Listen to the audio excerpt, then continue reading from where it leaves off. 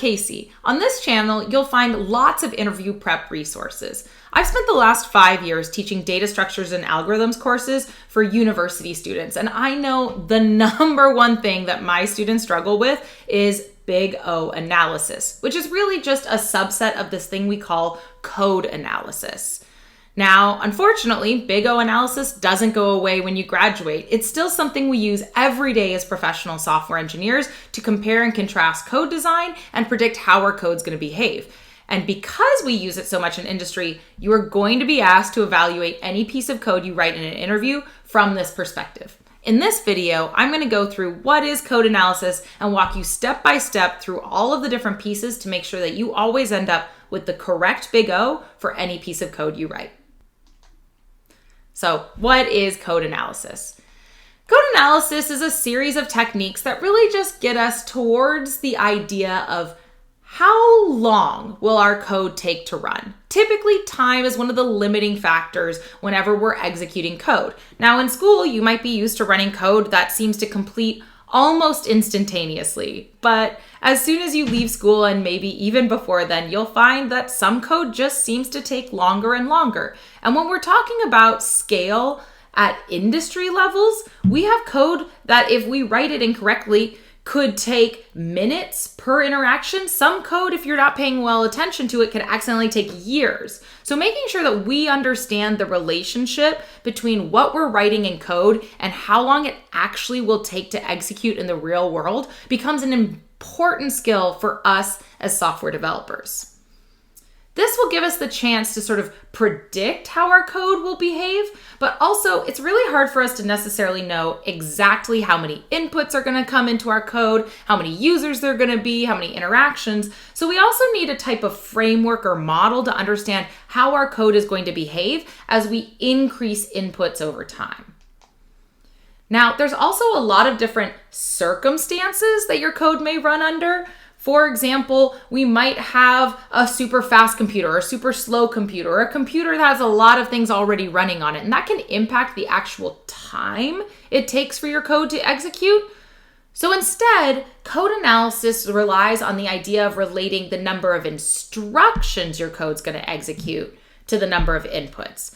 Now, the number of instructions, that's something that can be consistent across computers, but within that factor, we may see that certain instructions take longer on a slower computer or take less time on a faster computer. This idea of relating how long our code's going to run to how big the input is, this is going to let us have a good predictive model for not only the code that we write maybe to test where there's very small inputs, inputs in the terms of tens, maybe hundreds, but also so that we can predict how our code's going to behave once we get to places where we have users in the thousands, millions, maybe billions. So we really need a sort of good framework to lift ourselves out of the specifics of actual time and also to help us predict across varying levels of input. Let's talk again why you can't just say run a stopwatch. Well, one, it would take a lot of time to run your code and actually time how long it takes if we want to run things at scale. That would really slow down development. Also, we want to be able to predict before we accidentally get ourselves into a design scenario where, say, our code is taking minutes, hours, or even years. Hopefully you stop it before you let your code actually run for years. But that's part of the reason why using a stopwatch just isn't practical. It's also very inconsistent. In fact, here is a graph of my personal computer actually running some code. What you can see along the x-axis is how many inputs there are to a given structure. And you can see I'm actually testing 3 different types of structures. Now what I did was I put the same number of items into that structure, and then I timed how long it took my code to run to look for a certain item that was not in that collection. And usually what that means is that you have to search through everything to decide it's not in there. And you can see as it was behaving, there's a kind of general pattern that's emerging. You can see as we add more and more inputs that generally it's taking more and more time to find things. But you see, especially at the smaller values, there's a bunch of these kind of inconsistent spikes That could be caused by a number of things. And actually, if I reran my code and regenerated this graph, I might get a slightly different graph every time, even on my same computer. That could be because my internet connection is slowing down, something suddenly started downloading on my computer, I've got other processes going on in the background, maybe my cache got full and now it needs to sort of reorient itself. You're also going to get inconsistent results across different computers. And so because of all of these sort of minutia of the day-to-day of just executing instructions on the computer, this makes it really noisy for us to be able to compare pieces of code. For the rest of the video, I'm going to walk you through how we lift out of this sort of practical space and move to a bit more of a theoretical space, which is going to free us up and actually simplify our analysis so we can just at a very high level be able to tell, hey, as this code gets more and more inputs, the time it takes to run either grows really rapidly or not so rapidly, so we can compare code to one another. So I've kind of talked about this idea of instructions. I've kind of talked about this thing about how long it takes your code to run. All of these might be something we refer to as runtime. Runtime is just the idea of how much time elapses from when you start your code to when you end your code. But it doesn't necessarily just mean in a unit of time. In fact, we are going to be using something called a runtime function to evaluate our code. A runtime function is a mathematical relationship between how many instructions your code generates and how many inputs there are. The number of instructions your code generates, we're going to count in this video in Java, because that's the code we're writing in. But if you're familiar, Java might compile down to something like assembly or machine code, which has its own levels of instructions. So this might also vary by language as well. We are only going to be concerned about what we as developers can control. We only care about how many instructions are happening in Java, because the operating system and the compiler, they're responsible for the other side of the instructions. So this is yet another way we can abstract away some of those details so we don't have to worry about stuff that we just don't have control over. Let's look at an example. Here we have a piece of code that is just what we might call a linear search of an array. You can see it takes in an array, it starts at index 0, and then it loops and just prints out all of the items in the array. So it just takes one pass through it. Now, let's say I had 10 items in that array. Well, since that loop runs based on the length of the array, that loop is going to iterate 10 times.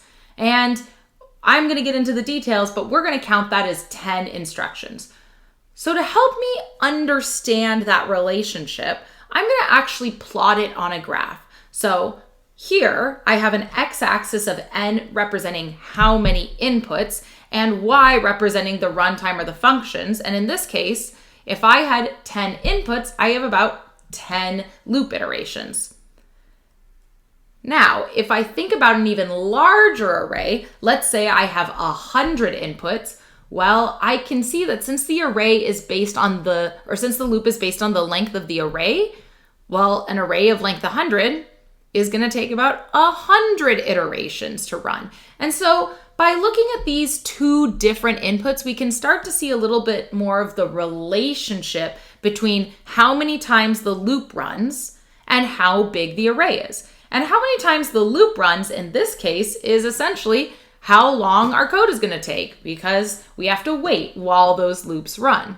Now that we've got these two pieces, we can sort of draw a fit line and we can see there's what we might refer to as a linear relationship between the amount of instructions and the size of the array. So we might represent this code with a runtime function where f of n, or the function of the runtime, is just equal to n, just directly related.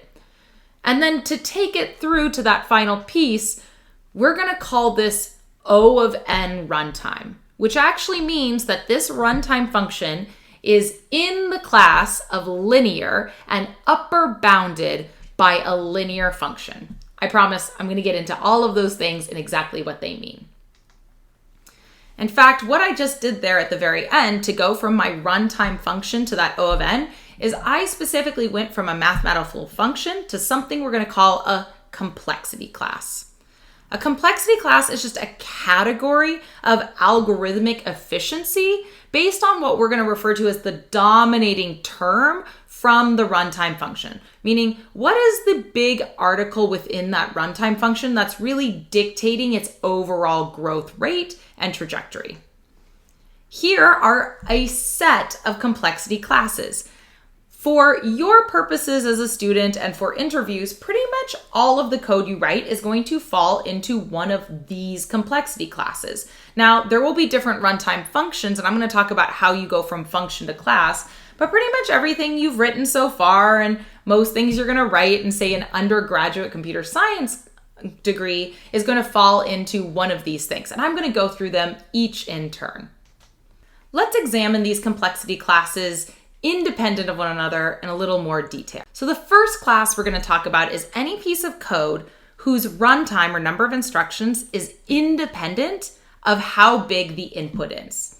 Let's look at this code, for example. In this code, we take in an array. So our input, or our n, is how many items are stored in the array. And you can see that all this code does is just return the item at the final index of the array. Now, this will take the same amount of time whether the array is of size 10 or the array is of size 10,000. So when we plot it on a graph, we get a horizontal line. This is really good because, as you can imagine then, it's probably very fast code regardless of if there's only a few n or even if there's a billion n. So a lot of times we're trying to strive towards this complexity class as much as possible. You can also think of this in terms of if I took the input n, how would it change if I doubled it? So if I had an n of 10, this would maybe take one instruction. And if I doubled it to an n of 20, well, it would still take one instruction. It would be unchanged. So this is constant. It's independent of the actual input. So this is, again, our sort of baseline complexity class. Moving up our sort of hierarchy of complexity classes to a class that might take a little bit more time. So this is a slightly slower running code, is what we would refer to as the logarithmic complexity class. This is code that we would represent using the BigONotation, O of log n. And this is going to have a logarithmic growth, meaning at small values, there is a slight increase in time between certain values of n, but as n tends towards infinity, that increase is going to kind of level out so that we almost end up with a horizontal run time as we get closer to an n of infinity. A good example of this is the binary search algorithm, for which you can see the code here on this page. And you can see the reason that we get that sort of flattening curve is because the binary search algorithm takes your initial input and then cuts it in half and then decides to examine only one of those halves based on if your value is in the bottom half or the larger half. And then once you're examining that half, you look again and you cut that in half and you cut it in half and cut it in half and cut it in half. And because you are constantly reducing the input at every level, at some point, you can only reduce the input down so much. So the first time you cut your input in half, that's a really big distinction in runtime, and then so on and so forth. And so what's really nice about this code is, yeah, maybe there is a slight increase in runtime at smaller values, but you're going to get a really static, sort of horizontal, almost constant runtime as we get to larger and larger values of n. So something that runs in logarithmic time is a really great piece of code to run at scale because you can very predictably understand how long that code's going to take to run as your input values increase in size. Then the next class up from even logarithmic is what we would refer to as linear, or it's represented by the O of n symbol. This is just like what we did at the very beginning of this video, where the amount of time it takes for your code to run or the number of instructions is directly correlated to how many items are in your input. In this example, we have a map that we take in as input. So you can think input.size, that's your value of n here. And all we're doing is we're just looping over this map. We're using a for each loop because, of course, maps don't have indices. And we're just printing everything out. So anytime you have a piece of code that needs to touch everything, maybe it's printing every single thing in your set, or it needs to linearly search through your set, That's the kind of code where the amount of time it takes to complete is going to grow in direct relation to how many items are stored in your input. So as you can imagine, as our map gets bigger and bigger and bigger, because the size of the map is the limit on the loop, well, then the loop's just going to run more and more. So we get that sort of linear runtime, that straight line. Then is the log linear class, where actually we have both logarithmic growth, but that's multiplied by a linear growth. A really classic example of this is the merge sort algorithm, where we are taking our input and cutting it in half. But in merge sort, even though you cut your input in half and send it off to different recursive calls, when those recursive calls complete, as you can see at the very bottom here, after you call merge sort left and merge sort right, then you actually have to merge those items together, which means, yet again, you have to touch every single thing in your collection. So you are doing sort of logarithmic work and then finishing it up with some linear work. So we do, if we kind of double the n, we are going to slightly more than double our runtime. So yeah, it's starting to get a little less efficient, but our overall growth rate isn't exploding as our values of n increase. Now we're starting to get into the complexity classes that are really going to have a massive impact on our runtime. The quadratic complexity class, or represented by O of n squared, that's a situation where if we double the value of n, the runtime is going to quadruple. So because we have this sort of exponential relationship between our input and our runtime, we're going to start to get very slow code as we get to much larger and larger values of n. The quadratic complexity class is often caused by things like nested loops over a singular structure. So you can see here I have a string. I'm just looking through that string to find any doubles, but the way I'm doing it is I have an outer loop that looks at one item, and then an inner loop that loops over everything else looking for a duplicate, and then it'll move the outer loop and then loop again. And so we end up with a quadratic runtime where for every value of n, I'm going to have to touch it n squared times. And so when you can see in this graph, wow, this one grows really rapidly. In most professional cases, you're going to do your absolute best to try and avoid a quadratic runtime whenever possible. But sometimes it's not possible. And like I said, sometimes we need to know this in order to be able to compare and contrast what our different needs are for a piece of code. And then finally, the last complexity class that I will talk about, but not the last complexity class that exists, is the exponential class. That's where you end up having some base number like 2 or 3 raised to the n.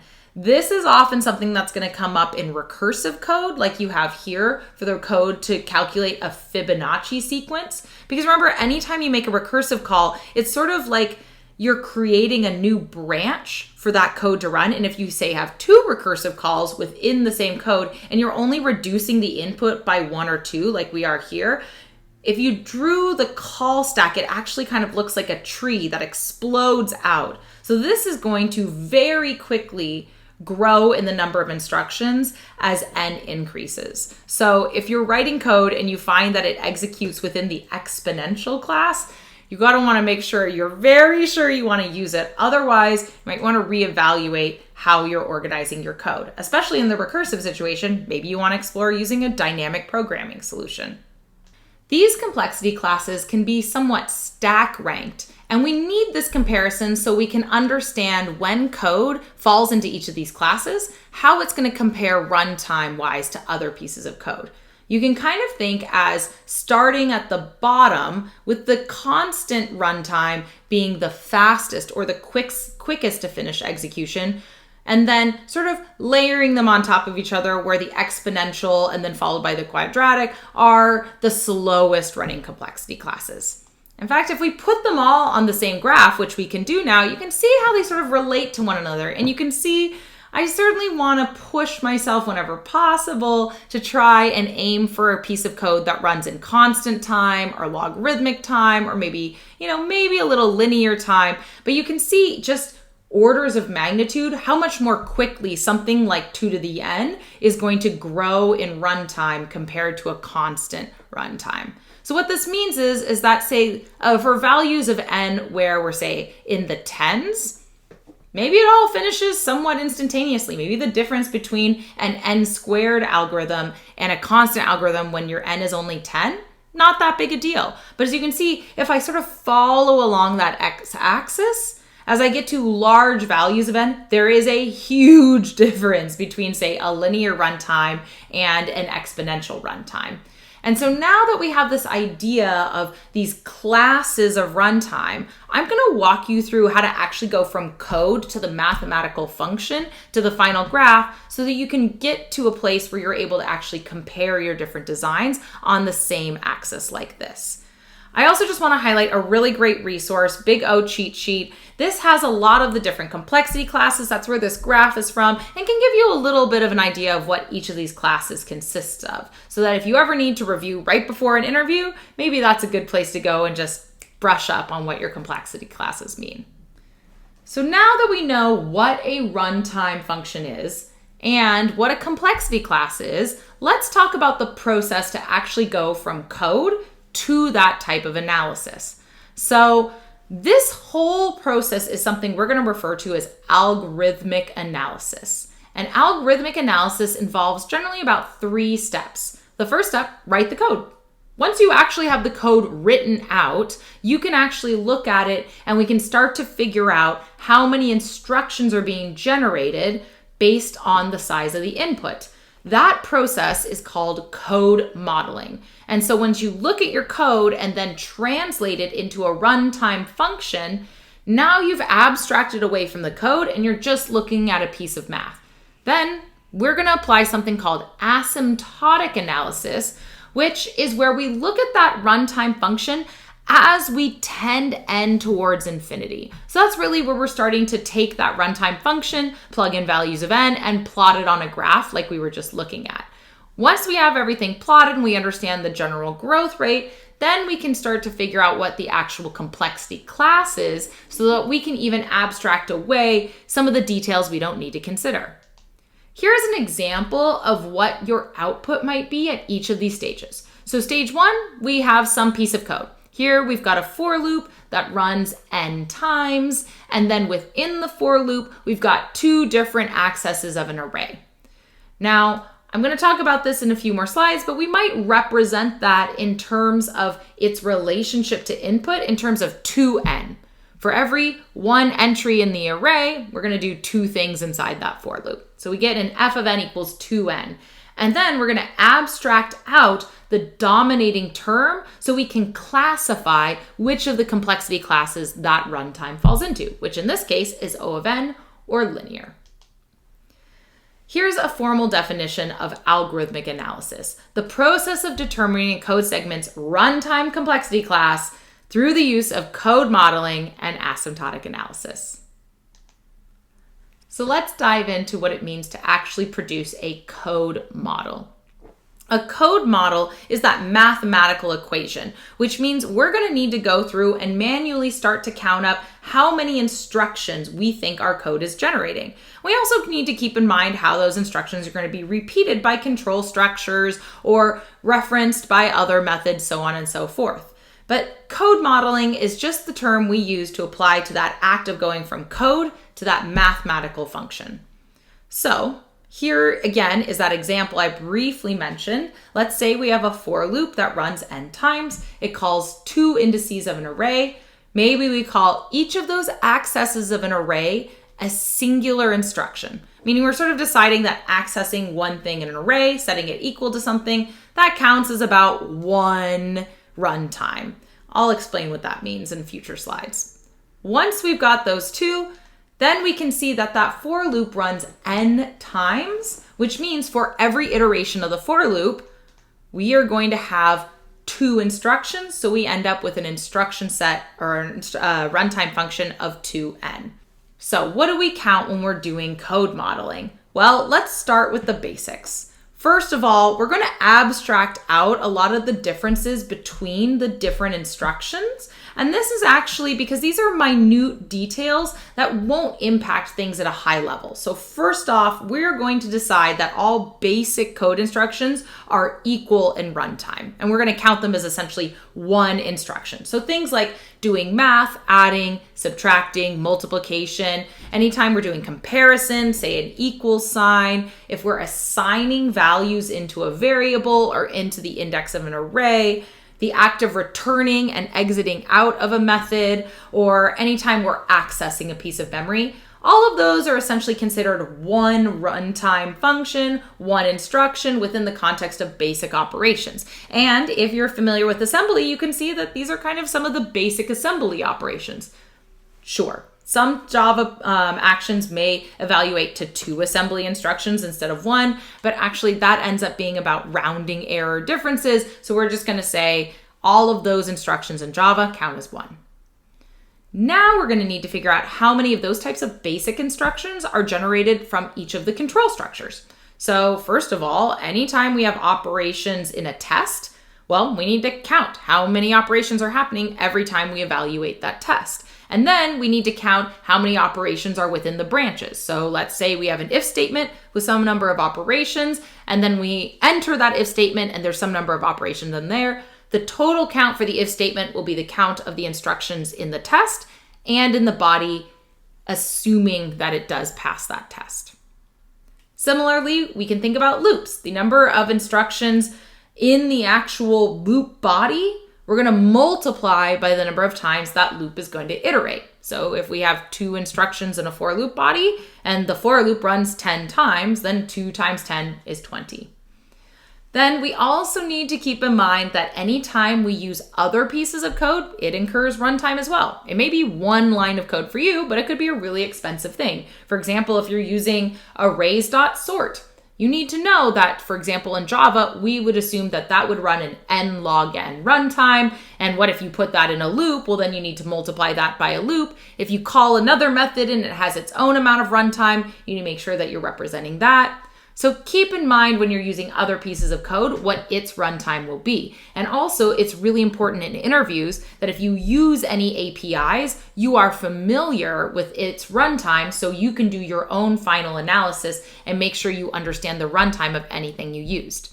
And a hot tip, one thing that is very easy to forget is whenever you use the new keyword in Java, that's essentially calling a method. It's just calling a constructor instead of a method. So don't forget to include any of the runtime that you might incur in any of your constructors. Okay, now we know what to count. Let's walk through a more complicated example.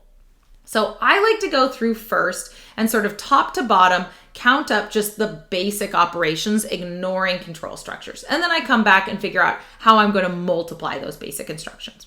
So starting at the top here, we can see we have int sum equals 0. This is what we would refer to as assignment. So it's just the act of taking that value 0 and putting it into a space in memory called sum. We're going to call that one basic instruction. We'll do that for I as well. And then we also see here in the while loop test, there's a single comparison while I is less than n. So we're going to count that instruction. Then on the next line down, we see we have an assignment. We're setting the value of sum equal to something, but we're also doing a little bit of math. Now, again, you don't have to be perfectly precise. I will show you why in later slides, but I'm going to count this as 3 instructions. 1 for multiplying I by 3, 1 for adding the value of that back to sum, and then finally for adding it back into its final location in memory called sum. 3 instructions. For the same logic, we're going to do that to the next line down, where we're going to count 2, where we're going to count 1 instruction, I plus 1, and then another instruction of taking that result and reassigning it into the space in memory referred to as I. And then finally, it takes about 1 instruction to return. It's a jump, right, in assembly. Now that we've got these basics here, I want to go back and look at the control structures. And thankfully, we only have 1 control structure here. We have that while loop. We want to ask ourselves, how many times is this loop going to execute in terms of n? And again, we've been kind to you here. This loop is just going to start at 0 and run every time there is an n value because we're only counting up I by 1. So those 6 entities that are happening within the while loop. So every singular iteration of that while loop, we have 6 instructions. We're going to multiply it by how many times the loop runs, which is n.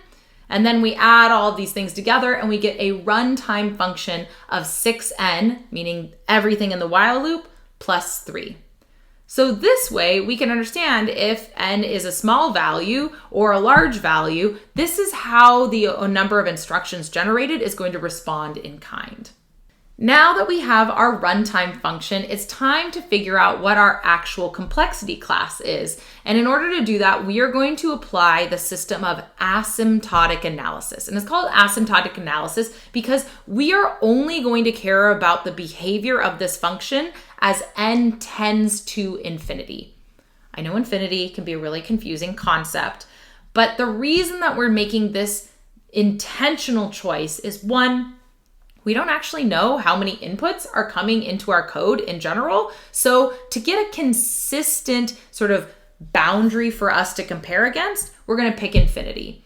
And it's called asymptotic because we're like looking at that code as it sort of tends in that direction. So very similar to anything you might have done in calculus, we're looking at this growth rate over time. We picked n as infinity, so we get that consistency. And also because it's going to let us abstract out a lot of those details because they just don't matter at really large values of n. So for example, let's say we have a function f of n equals 9n plus 3 times n plus 3. How do we actually get the O of n, or the complexity class, out of that? Well, first things first, we are going to do some algebra. We're going to distribute that n so we can see each sort of term of n independent of the other terms. And this becomes really important because the thing that's going to dictate the growth rate or the shape of the graph is what we're going to refer to as the dominating term. That's the term of n that grows the most as n increases, which almost always just means the highest order n. And in this case, it's n squared. So we don't really care about any of the influence coming from the 3n or the 3 terms. So we're just going to drop those. Now, we have this coefficient left, but as n tends towards infinity, actually the influence of that coefficient is also going to drop away. And that's going to leave us with n squared, which is exactly one of the complexity classes we just discussed. So now we can say anything that was originally in f of n, 9n plus 3 times n plus 3, is eventually in the set of things that are upper bounded by O of n squared. Let's dive in a little bit more into this term, the dominating term. So really, like I said, we're just trying to get that overall growth rate as n tends towards infinity. We're trying to get the general shape of the graph. And because these instructions are getting executed so quickly, the difference between, say, having that sort of leftover constant or that coefficient, it really starts to fade away over time. And we just see that overall shape of the graph. So one way to do that is just figure out what is influencing the shape of the graph most.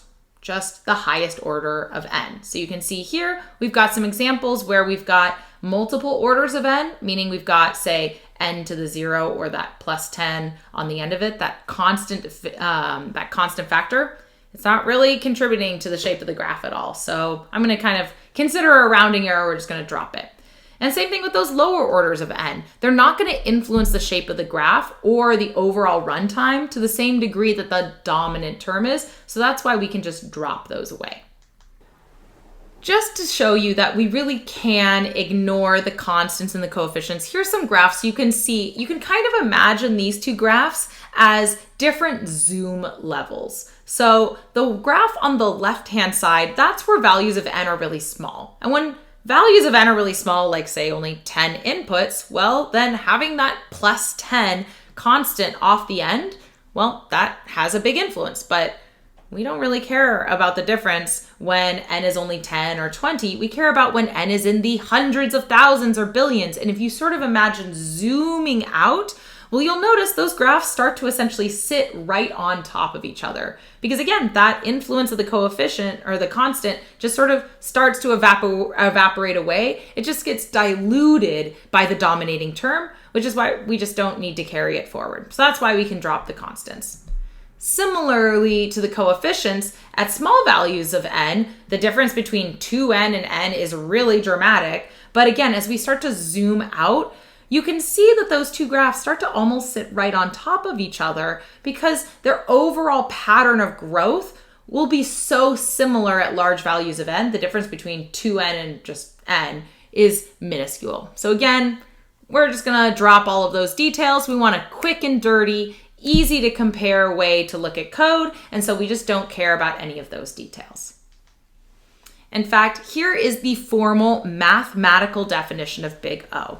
Now, big O is technically a set, and the way that we would express this is a code's runtime function f of n is in the set of O of g of n if there exist positive constants such that c and n naught are always greater than or equal to any value within g of n. So what this really means is that when I say big O, I just mean the upper bound of a graph. So you can see here the C value, that's like the slide we were just looking at. That's just the coefficient in front of the dominating term. As we start to zoom out on the graphs, the coefficient doesn't really influence things. So as long as some function has the same dominating term, we don't really care about the coefficient as long as there's just some coefficient such that that function is always either equal to or less than the previous function. Same thing for n naught. That's the idea that we only care about the growth rate as things tend to infinity. So there might be some small value of n for which a certain function is, say, less than an item. Like here you can see how we would plot the n squared function against 4n. Well, for small values of n squared actually is faster, but that's for such a small value of n that it doesn't really matter. In fact, that's when n naught is 1. And so what we do is by deciding this formal definition is from an n naught to infinity, that makes sure that we cover ourselves in these kind of confusing gray areas. Again, we don't care about anything about the relationship between these two growth rates before the value of n naught. We just care from n naught on, which lets us stick to this formal definition. You don't need to know this formal definition. If you were to continue on and take computer science courses, I definitely would make you write mathematical proofs for it, but they're not going to make you write a mathematical proof in an interview. You just need to know that big O means the upper bound or exact fit. We've gone through each of our levels. We've written our code, we figured out our runtime function, and then finally we are going to land with our complexity class. But it turns out some code is actually so complicated that just doing that is not enough to fully understand how the code's going to behave. Some code may behave differently in what we would refer to as different cases. A different case of code is a description of the inputs or state that is specific enough to build a code model while n still tends to infinity. What we're going to do is we're going to look at our code and we're going to ask ourselves, not are there different values of n, but is there a different state of n, or is there a different state of the input or the question we're asking that might cause our code to behave totally differently in a way that really dramatically alters the runtime. And sometimes we want to look at these two items to be sure we understand how our code behaves in all scenarios. I think this is most easily understood with an example.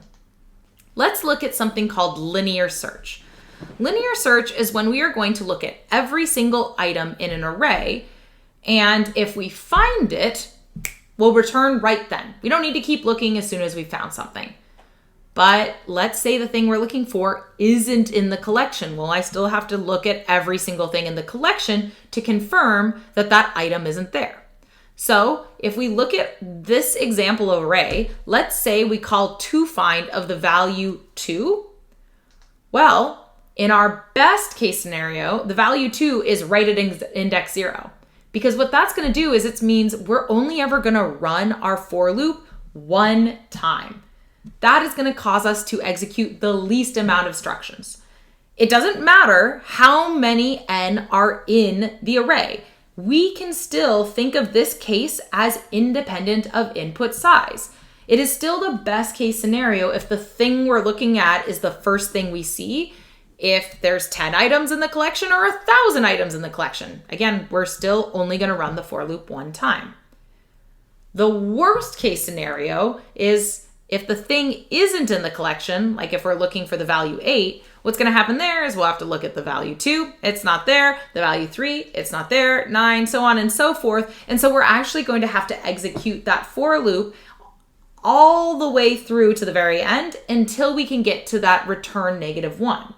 So in this situation, our best case scenario is the thing we're looking for is the first thing we look at, and our worst case scenario is that the thing we're looking for is not in the collection.